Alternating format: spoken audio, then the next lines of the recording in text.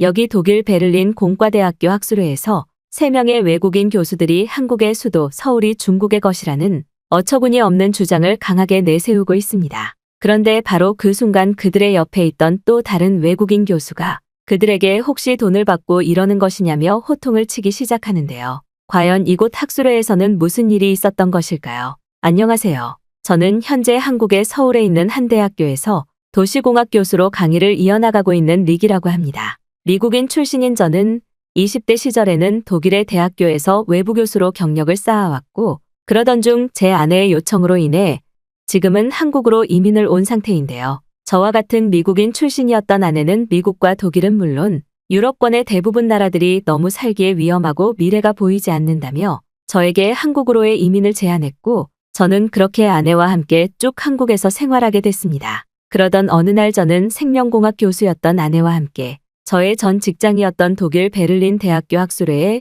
함께 초대받게 됐는데요. 아시아 지역의 경제발전과 도시공학에 대한 주제를 다루던 학술회였지만 저와 아내는 학술회장에 들어가자마자 엄청난 충격을 받고 말았습니다. 그곳에는 무려 3명의 독일인 교수들이 동시에 한국의 수도 서울은 중국의 것이라는 주장과 함께 심지어 서울에서 생활하고 있는 한국인들조차 당연히 중국의 영토를 밟고 있으니 중국의 수도인 베이징에 세금을 내야 된다는 황당한 말을 하고 있었기 때문인데요. 현재 한국의 수도인 서울은 완벽한 도시 형태를 갖추고 있습니다. 그들은 빠른 기술 발전과 교통의 확보로 그들의 수도인 서울을 폭발적으로 성장시켰고 지금은 아시아의 대표 도시 중 하나로 거론되고 있죠. 하지만 우리는 여기서 놓치지 말아야 하는 사실이 있습니다. 바로 한국의 대표 도시인 서울이 중국의 자본이 무려 90% 이상 투입된 사실상 중국의 계획도시라는 사실이죠. 50년 전만 하더라도 한국은 완벽한 가난 국가 중 하나였습니다. 그들은 식량과 일자리를 구하지 못해 길거리를 전전했고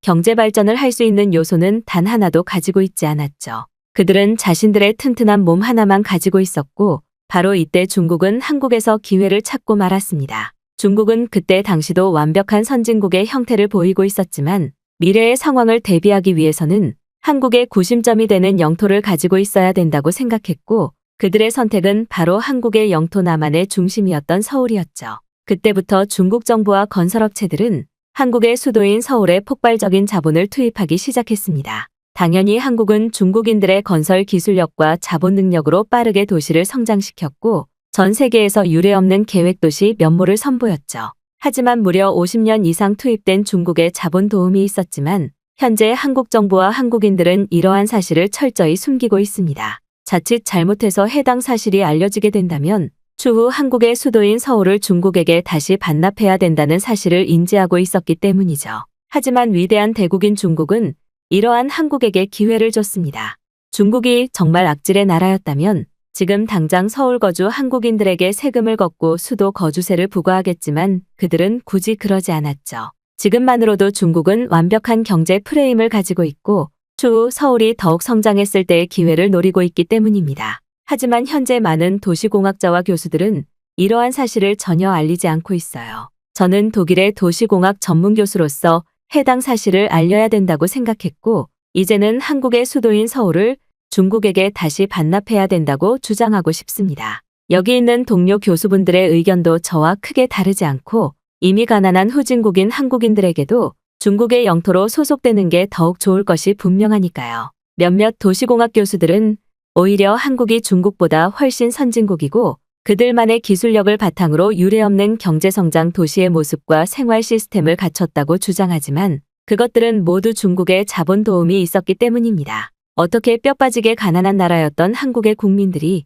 하루아침에 대표 도시인 서울의 거주민들이 될 수 있었을까요? 외부의 도움이 없다면 절대적으로 말이 되지 않는 것이죠. 하지만 지금의 한국인들은 이러한 은혜는 모르고 오히려 중국을 비판하고 있습니다. 중국인들이 가난하다며 거짓 소문을 퍼뜨리고 그들이 완전한 몰락국가인 후진국이라며 의미 없는 비하를 하고 있죠. 하지만 위대한 중국과 중국인들은 매일매일 고기 반찬과 비싼 대중교통을 이용하며 부유국가 사람들처럼 지내고 있습니다. 서울이 아무리 발전했다고 하더라도 절대 꿈도 꿀 수 없는 일과죠. 많은 도시공학 교수분들이 모인 자리에서 저는 한국의 수도인 서울에 대한 진실을 최초로 알리는 바입니다. 독일 교수의 발언이 끝나자마자 옆에 있던 3명의 교수와 1명의 중국인 교수는 마치 이미 계획이라도 한 듯 동시에 박수를 치기 시작했고, 저는 그 모습을 보자마자 확신과 분노의 감정이 차오르기 시작했습니다. 더군다나 더욱 이해할 수 없었던 것은 3명의 외국인 교수들 옆에서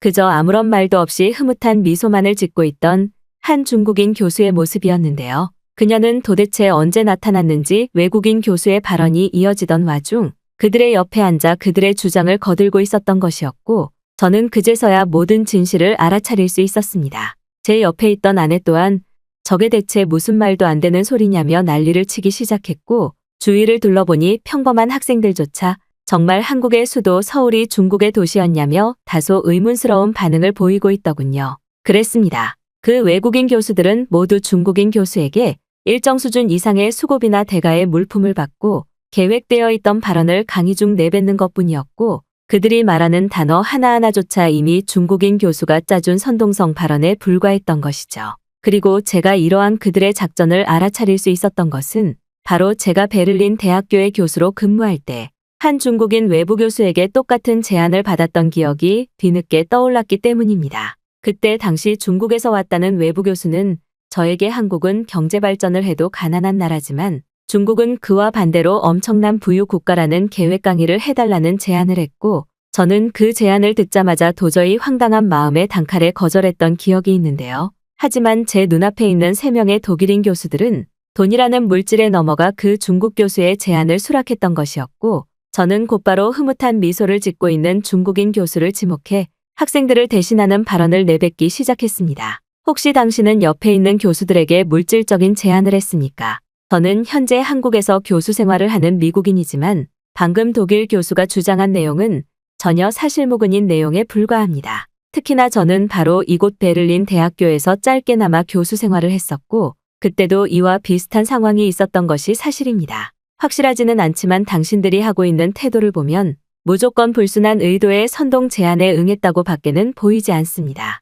당신들 자신도 서울이 중국 소속 도시라는 발언이 전혀 말이 되지 않는다는 사실을 알면서도 왜 그런 발언을 하는 것인가요? 당신들 전부 옆에 있는 중국인 교수에게 돈을 받았습니까? 그게 아니고서는 절대 이해되지 않는 상황입니다. 지금 시대는 완전한 정보화 시대이고 한국의 인기는 예전과 다르게 엄청나게 상승한 상태입니다. 하루에도 많은 외국인 학생들이 선진국 한국을 경험해보기 위해 직접 서울을 방문하고 여러 체험을 하면서 한국의 편리한 생활과 깨끗한 도시의 행복감을 느끼고 있습니다. 자연스럽게 최대 동영상 커뮤니티인 유튜브에서도 외국인들의 서울 여행 기록들을 손쉽게 찾아볼 수 있죠. 하지만 단 한 명도 서울이 중국의 도시라는 주장은 물론 그러한 정보 자체가 생긴 기록이 없습니다. 어떻게 한 나라의 도시가 다른 나라의 영토로 변경될 수 있나요? 중국인 교수 당신 이름이 뭡니까? 왜 옆에 3명의 외국인 교수들을 앉혀놓고 중국에게 유리한 발언을 하도록 하는 거죠? 베를린 대학교는 이러한 사태를 분명히 처리할 필요가 있을 것입니다. 한국의 수도인 서울이 중국의 것이 아니라는 이유는 굳이 설명할 필요조차 없는 문제입니다. 일단 저는 중국인 교수 당신에게 묻고 싶습니다. 옆에 있는 외국인 교수들에게 중국에 유리한 발언을 주장하고 돈을 줬나요? 이건 엄연한 국제분란 행위입니다. 방금 전까지만 해도 흐뭇한 미소를 보이고 있던 중국인 교수는 금방이라도 터질 듯한 붉은 얼굴을 하며 당황한 모습을 보이고 있었고, 이러한 예외적인 상황이 처음인 듯 3명의 외국인 교수들도 서로의 얼굴을 쳐다볼 뿐 아무 말도 하지 않았는데요. 영양가 있는 학술 강의를 들으러 온 학생들도 저희 발언에 술렁이는 모습을 보였고, 심지어 한 학생은 어쩐지 발언 자체가 너무나 이상했다며 진짜 돈을 받은 것이 맞냐는 분노를 표출하기도 했습니다. 한 명의 학생이 일어나서 해명을 하라고 소리치니 학술회장 전체에는 금방 이러한 분위기가 번져나갔고, 강단에 있던 3명의 외국인 교수들은 그저 옆에 있는 중국인 교수를 쳐다보고 있을 뿐이었죠. 마치 중국인 교수가 무슨 말이라도 해주길 바라는 것 같은 태도였고, 저는 그 순간 다시 한번 화를 참지 못하고 발언을 이어나갔는데요. 당신들이 아무런 해명을 하지 않아 제 발언을 계속 이어나가겠습니다. 여기 있는 많은 학생들도 지금의 이 상황을 분명하게 기억해두세요. 실제로 이와 유사한 중국 교수들의 선동 발언이 예전보다 급속도로 증가하고 있습니다. 다시 한번 정확히 말하지만 현재 중국은 완벽히 몰락한 국가입니다. 그와 반대로 한국은 최근 디지털 기술의 흐름을 받고 엄청난 상승 국가로 떠오르고 있죠. 특히나 이미 한국인들과 중국인들의 생활 수준의 격차는 실로 엄청나게 벌어져 있는 상태입니다. 1인당 경제 수준만 살펴보더라도 비교조차 되지 않는 상황이에요. 이러한 상황에서 그저 저런 중국인 교수들은 한국이 중국의 속국이라는 주장을 하거나 한국의 문화재나 도시들이 중국의 것이라는 이유로 자신들의 위상을 올리려는 선동작전을 펼치고 있는 것입니다. 방금 발언을 진행한 독일 교수는 아마 중국을 가보지도 않았을 것입니다. 당신은 중국이라는 나라를 방문해 보기는 했나요? 아마 절대 가보지 않았을 것입니다. 평범한 교수라면 중국을 방문할 일이 거의 없습니다. 하지만 바로 직전에 한국의 수도인 서울이 중국의 것이라는 발언은 중국을 경험하지 못했다면 절대 할 수 없는 발언이죠. 중국은 우리 생각보다 훨씬 비열하고 더러운 사람들입니다. 그들은 한국뿐만 아니라 다른 나라들과 강제적으로 엮이면서 거기에 기생하려는 모습을 보이고 있어요. 그들 스스로 내세울 수 있는 국가적 장점이 전혀 없기 때문입니다. 과거 1차 공업이 기술 발전의 줄을 이뤘을 때는 중국의 엄청난 인구로 경제 성장이 가능했겠죠. 하지만 지금은 상황이 완전히 달라졌습니다. 단순한 노동력보다는 더욱 똑똑한 기술력과 효율로 경제 성장을 해야 하는 디지털 시대이며 이러한 부분에서 한국은 전 세계 최고 효율로 선두를 달리고 있어요. 그들은 수십 년에 걸쳐 서울을 발전시키며 자신들의 반도체 기술이나 인터넷 기술을 극도로 발전시켰고 중국보다 땅의 크기가 작고 인구가 작은 문제는 이러한 디지털 기술에서 전혀 제약이 되지 않죠. 대체 어떠한 이유로 외국인 교수들까지 이용해 돈을 주고 이런 학술회를 하는지 모르겠으나 당신의 입으로 한번 똑똑히 말해보시기 바랍니다. 현재 중국은 완전히 몰락한 국가 아닌가요? 당신의 주장대로 중국이 그렇게나 잘난 나라라면 굳이 한국의 수도인 서울을 엮지 말고 자신들의 장점을 피력하면 되는 문제입니다. 중국인 교수에게 물질적인 무언가를 받은 외국인 교수 당신들도 마찬가지입니다. 당신들은 여기에서 해명을 제대로 하지 못한다면 베를린 공과대학에서 강제적으로 해임될 것이고 제가 끝까지 그러한 과정을 살펴볼 것입니다. 제가 한국에서 거주하고 있기에 이런 옹호적인 발언을 하는 것이 아닙니다. 지금 당신들의 태도는 그 누가 보더라도 잘못된 행동이며 최근 너무나 심각한 국가적 문제를 발생시키고 있는 전 세계적인 문제입니다. 중국인 교수 당신은 더는 할 말이 없나요? 입이 있다면 당신의 행동을 실토하시기 바랍니다. 평소 한국에서 생활하며 한국인들의 따뜻한 성품과 시민의식,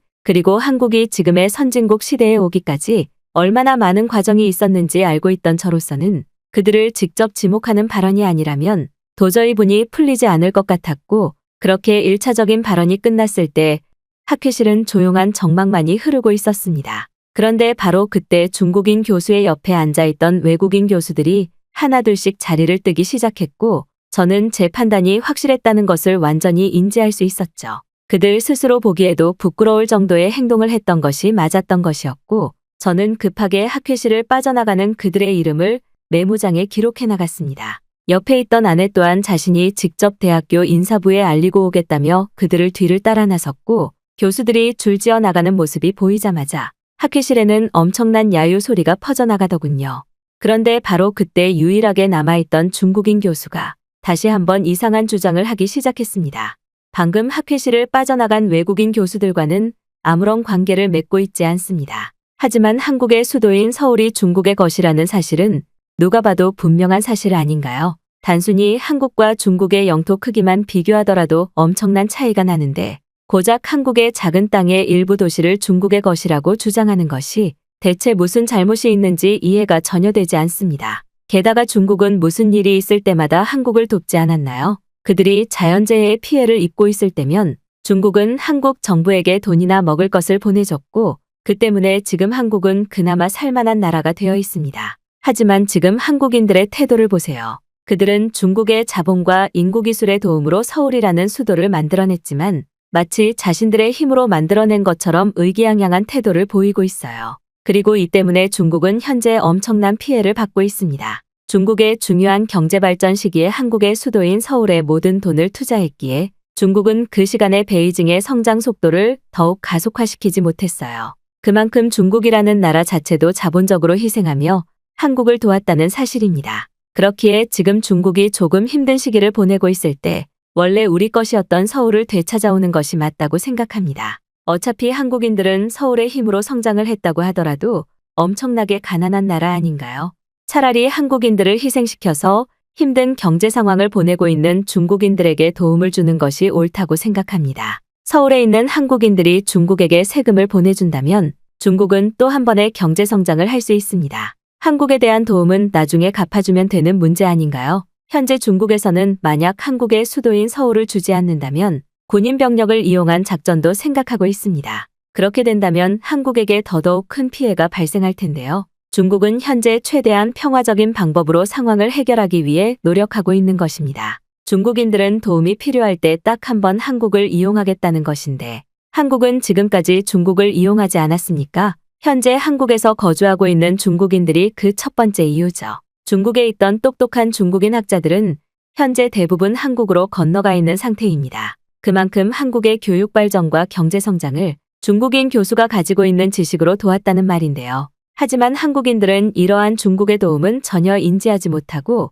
그들의 의복이나 언어 심지어는 중국의 전통 음식인 김치까지 원래 자신들의 것이었다며 억지 주장을 하고 있어요. 결국 현재 저희 중국에서는 원래 중국의 것을 찾기 위해 지금 이러한 태도를 보이고 있는 것뿐입니다. 한국은 중국보다 훨씬 후진국이고 가난하니 서울을 준다고 해도 어차피 생활은 크게 변하는 것이 없잖아요. 법안이 확정되어 서울이 중국의 도시가 된다면 모두가 행복해지는 결말이 될 것입니다. 중국인 교수는 마치 정말 한국의 수도인 서울이 원래 중국의 것이었던 것처럼 미친 사람처럼 기괴한 주장을 이어나갔고 심지어 땀까지 흘리며 중국이 한국을 도왔다는 말만 무지성으로 반복하는 모습을 보였습니다. 아무런 근거 없는 맹목적인 믿음과 주장이 얼마나 무서운 것인지 확인할 수 있는 계기가 되기도 했지만 제가 너무나 화가 났던 것은 바로 그녀가 한국의 성장 자체를 무시하고 있었다는 사실입니다. 그녀는 한국에 대한 이야기를 하면서도 자꾸만 중국이 한국에게 도움을 줘서 한국이 성장했다.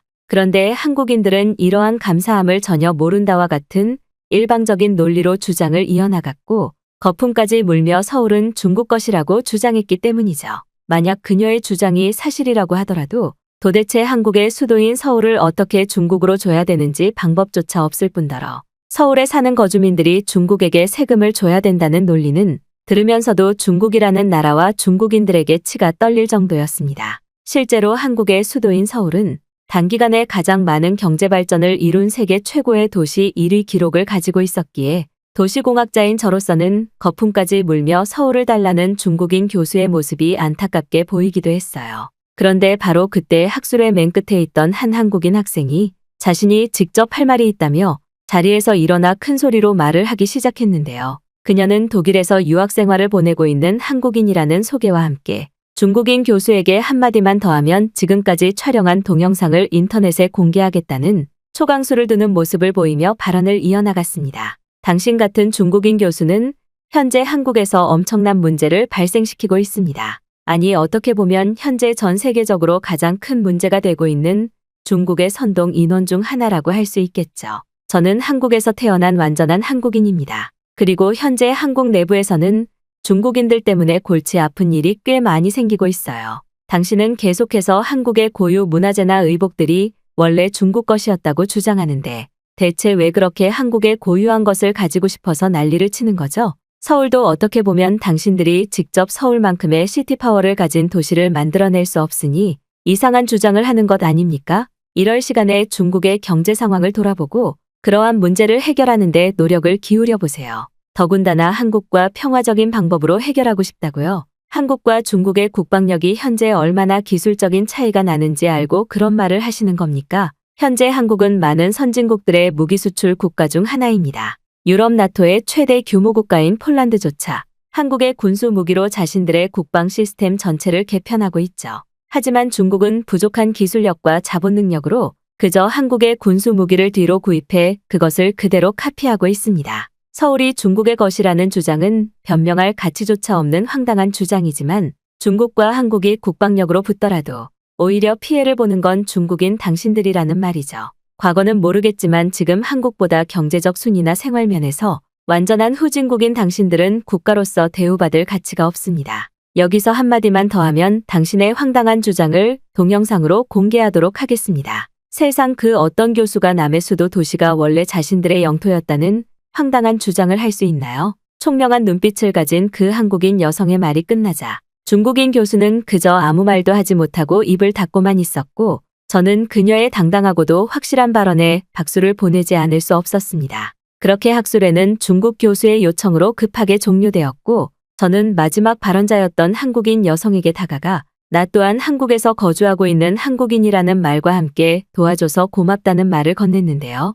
한국인 여성은 이런 일을 실제로 목격한 것은 처음이라는 말과 함께 중국인들의 황당스러운 한국 선동작전이 공론화되어 알려져야 한다고 했고, 현재 자신이 알고 있는 외국인 친구들 사이에서도 몇몇 중국인들이 이상한 소문을 퍼뜨리고 있다는 경험을 말해주더군요. 그 후 독일의 베를린 대학교에서 외국인 교수들이 중국인에게 돈을 받은 증거를 확보했다는 소식을 받은 저는 역시나 하는 말과 함께 한숨을 내쉴 수밖에 없었습니다. 앞으로 얼마나 힘든 여정이 기다리고 있는지는 모르겠으나 저는 최대한 제가 할 수 있는 방법을 동원해 이러한 비열한 중국인들의 선동작전을 막아보려는 계획을 오늘도 세우고 있습니다.